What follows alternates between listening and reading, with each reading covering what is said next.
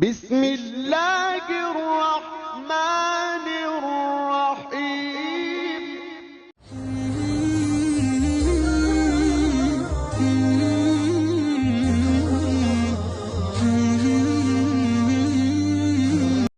السلام علیکم ورحمۃ اللہ وبرکاتہ۔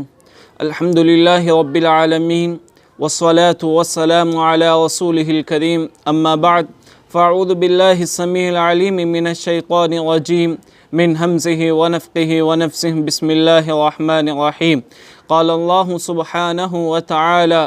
یا ایہا الذین آمنوا اتقوا اللہ وقولوا قولا سدیدا يصلح لكم أعمالكم ويغفر لكم ذنوبكم ومن يطع الله ورسوله فقد فاز فوزا عظيما۔ محترم ناظرین، سچائی کے متعلق آج آپ لوگوں کے سامنے یہ چوتھا درس ہے، جس میں آپ لوگوں کے سامنے یہ بیان کرنے کی ہر ممکن کوشش کی جائے گی کہ اللہ رب العالمین نے بندوں سے جو سچائی کا مطالبہ کیا ہے تو کہیں پر اس کے اصلی لفظ جس کے لیے عربی میں صدق آتا ہے اسے کہا اللہ رب العالمین نے یا ایہا الذین آمنوا اتقوا اللہ وقولوا قولا سدیدا، تو کہا یا ایہا الذین آمنوا اتقوا اللہ وکونوا مع الصادقین۔ جب ہم قرآن مجید کا مطالعہ کرتے ہیں تو بہت سارے ایسے الفاظ جو کہ سچائی کے معنی پر دلالت کرنے والے ہیں اللہ رب العالمین نے بیان کیا ہے، تو ہم آئیے جانیں دیکھیں کہ آخر وہ کون سے الفاظ ہیں جن کے ذریعے اللہ رب العالمین نے بندوں کو اس بات کا تاکیدی حکم دیا ہے کہ بندے اللہ رب العالمین کے ساتھ سچائی گفتگو کریں، لوگوں کے ساتھ اچھی گفتگو کریں۔ سب سے پہلی آیت جس کو کہ میں نے ابھی تلاوت کی، اللہ رب العالمین نے کہا یا ایہا الذین آمنوا اتقوا اللہ وقولوا قولا سدیدا، کہ اے ایمان والو تم اللہ رب العالمین سے ڈر کر اپنی زندگی بسر کرو، اپنے آپ کو تقوی کے صفت سے متصف کر لو، وقولوا قولا سدیدا، اور جب تم بات کرو، جب تمہاری زبان سے کوئی لفظ نکلے تو درست لفظ، اچھی بات نکلے۔ قولا سدیدا، ایسی گفتگو جو واقعات اور حقائق کے موافق ہو، یعنی جو واقعہ جیسا آپ نے دیکھا ہے یا جس طرح آپ نے پڑھا ہے، جس طرح آپ نے مشاہدہ کیا ہے یا سنا ہے، بالکل اسی طرح بیان کرنے کو قولاً سدیدا، درست بات، سیدھی بات کرنے کا حکم دیا ہے۔ تو گویا یہ بھی ایک سچائی پر دلالت کرتا ہے، یعنی اللہ رب العالمین اس آیت کریمہ میں اس بات کا تاکیدی حکم دیا ہے کہ جب بات کی جائے تو واقعات کے مطابق کی جائے، حقیقت سے متعلق کی جائے، جس کا فائدہ کیا ہوگا؟ اللہ نے آگے فرمایا یصلح لکم اعمالکم، کہ اللہ رب العالمین تمہارے تمام اعمال کو درست کر دے گا۔ ہم زندگی میں خیر و بھلائی کے بہت سارے کام انجام دیتے ہیں، لیکن پتہ نہیں ان اعمال میں کون سا عمل اللہ کے یہاں قابل قبول ہوگا،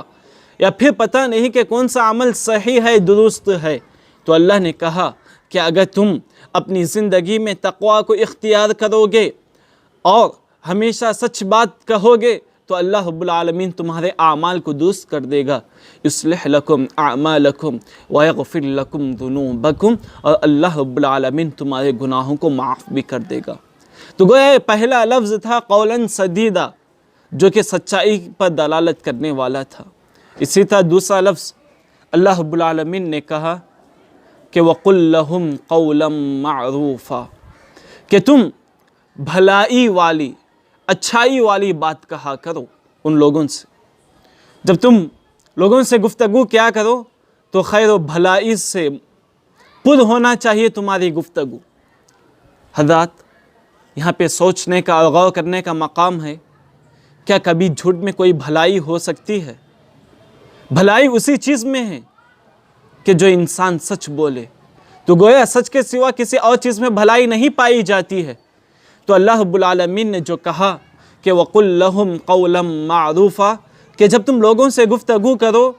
تو بھلائی والی گفتگو کرو، تو بھلائی والی گفتگو سچائی والی گفتگو ہی ہو سکتی ہے۔ سچ کے علاوہ اور کسی چیز میں، جھوٹی بات میں، لوگوں کو دھوکہ دینے والی گفتگو میں بھلائی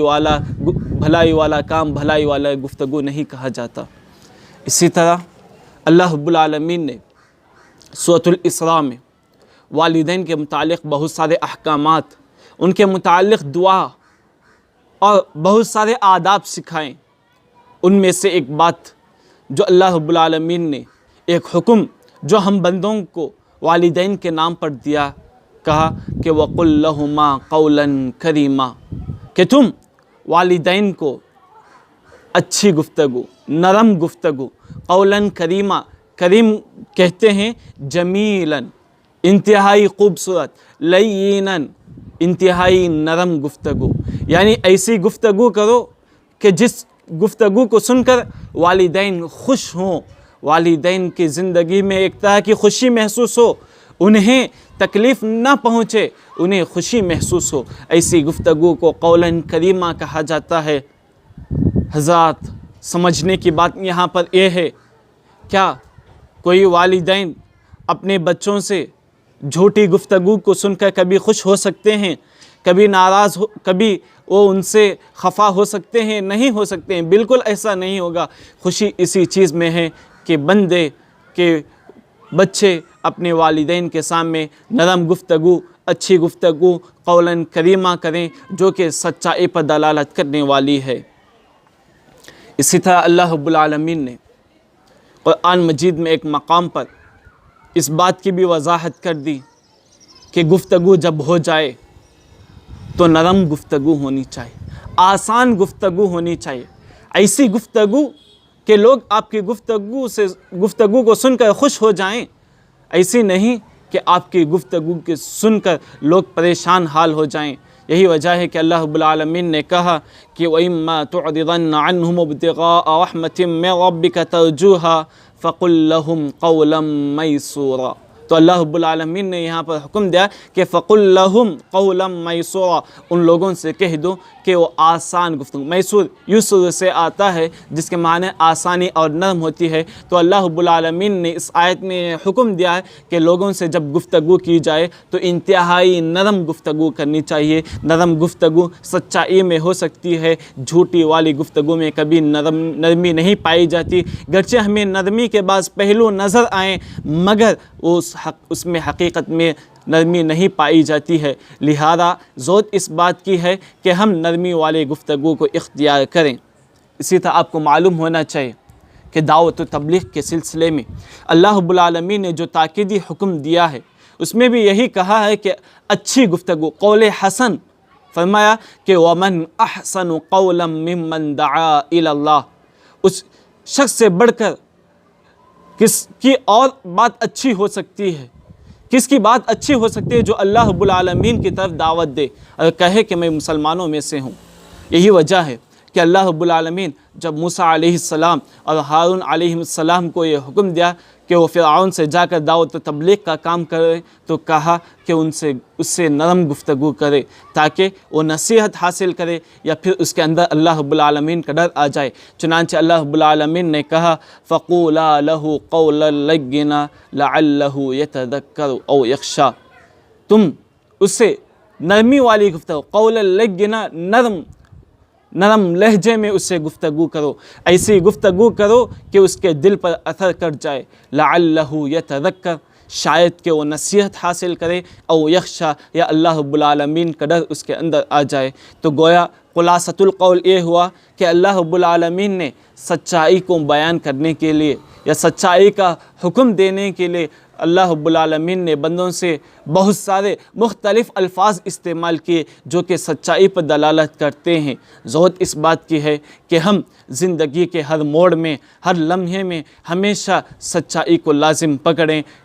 تبھی جا کر ہم دنیا و آخرت میں سرخرو اور کامیاب ہو سکتے ہیں، اور اس کے جو فوائد ہیں اور ثمرات و فیوز بیان کیے گئے ہیں اس سے مستفید ہو سکتے ہیں۔ انہیں چند کلمات کے ساتھ میں آخر میں اللہ رب العالمین سے دعا کرتا ہوں کہ الہ العالمین ہم تمام کو ہمیشہ اپنی زندگی میں سچ بولتے رہنے کی توفیق عطا فرمائے۔ آمین۔ وآخر دعوانا الحمدللہ رب العالمین، والسلام علیکم ورحمۃ اللہ وبرکاتہ۔